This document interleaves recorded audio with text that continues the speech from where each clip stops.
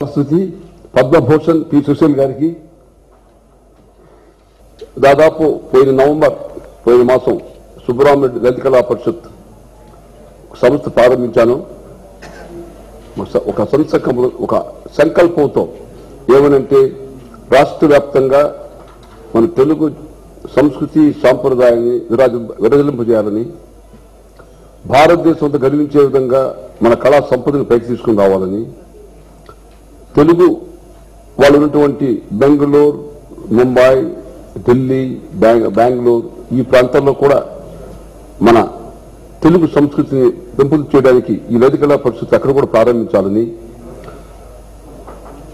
రాష్ట్రంలో ప్రతి జిల్లాలో ఆడిటోరియంలు కూడా నిర్మించాలని, దాన్ని డొనేట్ చేయాలని, ప్రతి జిల్లాలో కూడా ప్రతి నెల ఈ సాహిత్య సంగీత రకరకాల కార్యక్రమాలు చేయాలని ఆ సంకల్పంతో ప్రారంభించాను.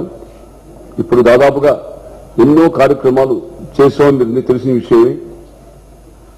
మరి ఇటీవల మన సుశీల్ గారికి 60 సంవత్సరాలు పాడుతూ దాదాపు 40,000 పాటలు పాడి 12 భాషల్లో భారత జాతికి గర్వించే విధంగా ఆమె సృష్టించినటువంటి ఈ సంగీత ప్రపంచంలో ఆమె సృష్టించినటువంటి ఒక మహా చరిత్రని ఆ రోజు విశాఖపట్నంలో వైభవంగా ఆమెకు సత్కరించి ఈ బిరుదు ఇచ్చాము.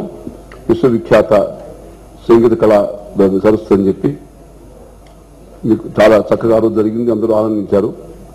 రేపు 24 సుబ్రహ్మణ్య లలిత కళా పరిషత్ విశాఖపట్నం జోన్ ని ప్రారంభించబోతున్నాము.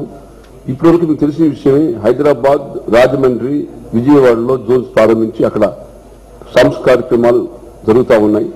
రాజమండ్రిలో ఆల్రెడీ ఈ ఆడిటోరియం కూడా ఫౌండేషన్ వేశాము. రేపు విశాఖపట్నంలో కూడా ఈ 24 జోన్ ప్రారంభించిన తర్వాత 10 కోట్ల రూపాయలతో అక్కడ వైభవంగా చక్కని ఎయిర్ కండిషన్ ఆడిటోరియం 900 మందికి సరిపోయేటువంటి సౌకర్యాలతో నిర్మించి దాన్ని ప్రజలకి డొనేట్ చేయాలని నిర్ణయించబోతున్నాం ఆ రోజు విశాఖపట్నంలో. ఆ జోన్ ఓపెనింగ్ సందర్భంగా ఎస్ జానకి గారు ఆమె ఒక ఇది మ్యూజిక్ ఫెస్టివల్ దాంతో ప్రారంభిస్తున్నాం. ఆమె దాదాపుగా ఒక 25 పాటలు పాడబోతున్నారు ఆ రోజు.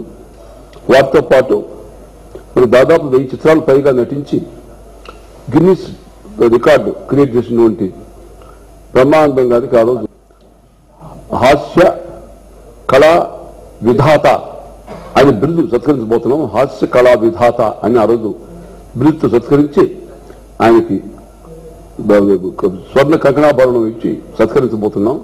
దానికి ఆ రోజు ఆ కార్యక్రమానికి దాదాపుగా ఒకవైపు పర్సూర్ బ్రదర్స్, తర్వాత మోహన్ బాబు,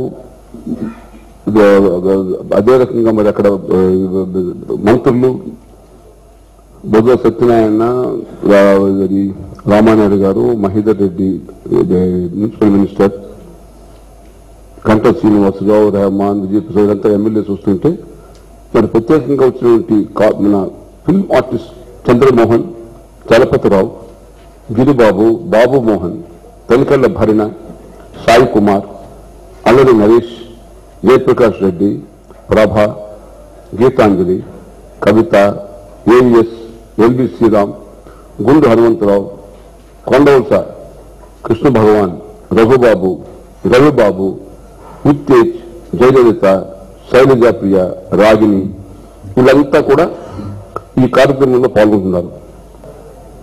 ఎవరయ్యా ఇందుగలడందు లేడని సందేహం వల్లంటే టి సుబ్రహ్మణ్యరెడ్డి గారికి ఆ పద్యం అన్వయిస్తుందండి.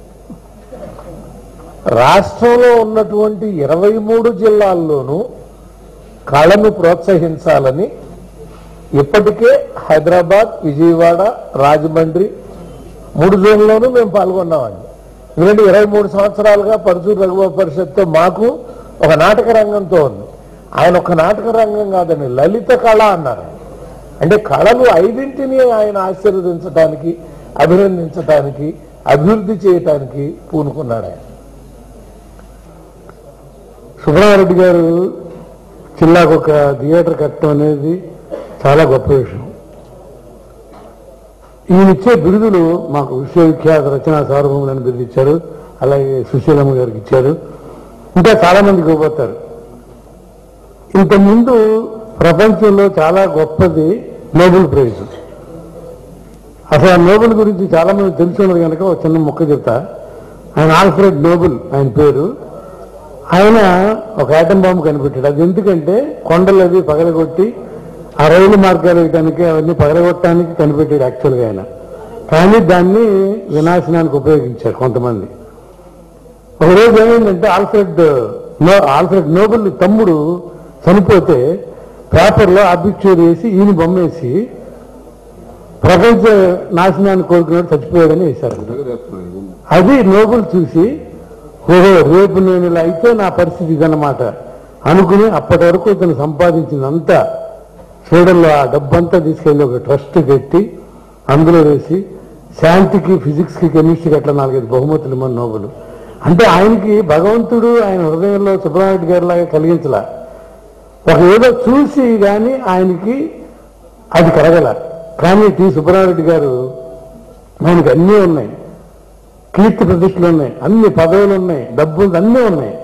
కానీ ఇది ఈ సేవ చేసే దృక్పథం అందరికీ రాదు. ఇంతమంది రాజులు ఉన్నప్పుడు కృష్ణదేవరాయల సంఖ్య ఎందుకు చెప్పుకుంటే చాలా మంది రాజులు రాజ్యాలు జయించారు, సామ్రాట్లు అయ్యారు, చక్రవర్తులు అయ్యారు. కానీ ఒక కృష్ణదేవరాయలు ఎందుకు గుర్తున్నా అంటే కళను పోషించాడు కనుక. అలా టి సుబ్రహ్మణ్య గారు ఇంతకు మనకి ప్రపంచంలో క్రీస్తు పూర్వం క్రీస్తు శకం అంటాం.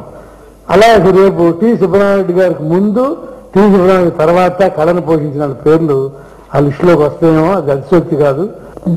ఓన్లీ ఫిల్మ్ సింగర్స్ అక్కడ మళ్ళీ నాట్యాలు కానీ ఏమీ లేవు. అట్లాగా ఒక కళాకారులకి ఒక కళాభిమానం వచ్చి నా మీద ఉండే ఒక మర్యాద కొద్ది వచ్చి వాళ్ళందరూ పాడి ఆ టీవీ వాళ్ళు ఎంతో సంతోషించి మళ్ళీ ఈ సంవత్సరం కూడా ఈ నవంబర్లో వస్తుంది. దానికి మళ్ళీ ప్రయత్నాలు జరుగుతున్నాయి. నవంబర్లో అవుతుందో డిసెంబర్లో అవుతుందో చెప్పలేను. ఈ సంవత్సరం లోపల మళ్ళీ నేను సుశీల అవార్డు ఒకళ్ళకి ఇచ్చి మళ్ళీ లైఫ్ టైం అచీవ్మెంట్ అవార్డు కూడా పోయినసారి టిఎం సౌందరరాజన్ గారికి, తర్వాత పివి శ్రీనివాస్ గారికి ఇచ్చి ఒక 1 lakh యేసుదాస్ గారికి నా సుశీల అవార్డు ప్రదానం చేశాను పోయిన సంవత్సరం. ఈ సంవత్సరం మరి ఎట్లా జరుగుతుందో భగవంతుడు ఇప్పుడు ఆయన అనౌన్స్ చేశారు. అదంతా కళ కోసం ఖర్చు పెట్టడం తప్ప భగవంతుడు మనకేదో తినడానికి, ఉండడానికి, కట్టుకున్న గుడ్డ, తినడానికి తిండి ఇచ్చారు. కానీ ఇలాంటివన్నీ చేకూర్చి ఇలాంటి మంచి పనులు చేయడం, దాని నుంచి నాకు ఏదో ఈ పద్మభూషణ్ వచ్చిన తర్వాత ఈ ఐడియా వచ్చింది. దేశానికి మనం ఏం చేస్తున్నాం అని. ఆ పద్మభూషణ్ కూడా తమిళనాడు ముందు చెప్పారు, నా పేరు చెప్పారు. కానీ అక్కడ లోపల జరిగినదంతా మన సుబ్బరామరెడ్డి గారు నా కోసం ఫైట్ చేసి ఆవిడకి ఇవ్వాలి అని చెప్పి అంత చాలా ఇంకా చెప్పలేం. అక్కడ ఏం జరిగిందో మనకు తెలియదు. నాకు ఫస్ట్ ఫోన్ రికమెండ్ చేసి నాకు ఫస్ట్ ఫోన్ ఆయన దగ్గర నుంచే వచ్చింది. అది చాలా జన్మలకి నేను మర్చిపోలేను నిజంగా. ఇప్పుడు అందుకే ఆయనకి ఇప్పుడు టి సుబ్బరామరెడ్డి లలిత కళా పరిషత్ వైజాగ్లో ఈ జోన్ ప్రారంభించి అన్ని ఆయన చెప్పేశారు, అంతా చెప్పారు. బ్రహ్మానంద గారు అంటే నాకు చాలా ఇష్టం. అందరు నాకే కాదు చిన్నపిల్లల దగ్గర నుంచి చాలా ఇష్టం. అలాంటి ఆయనకి హాస్య కళ విధాత బిరుదు ప్రదానించడం, తర్వాత జానక్ గారు పాట కచేరీ పెట్టడం, వాసురావు గారు ఆర్కెస్ట్రా తోటి. అంటే మన వాసురావు అంటే మన సాలూరు రాజేశ్వరరావు గారి అబ్బాయి. అంటే అంతా మన బిడ్డ, ఆంధ్ర బిడ్డ. ఆయన మా ఊరు, ఆయన విజయనగరం పక్క సాలూరు. నేను చూసి పాట లేకపోతే సుశీల్ లేదు అంతే నేను చెప్పేది.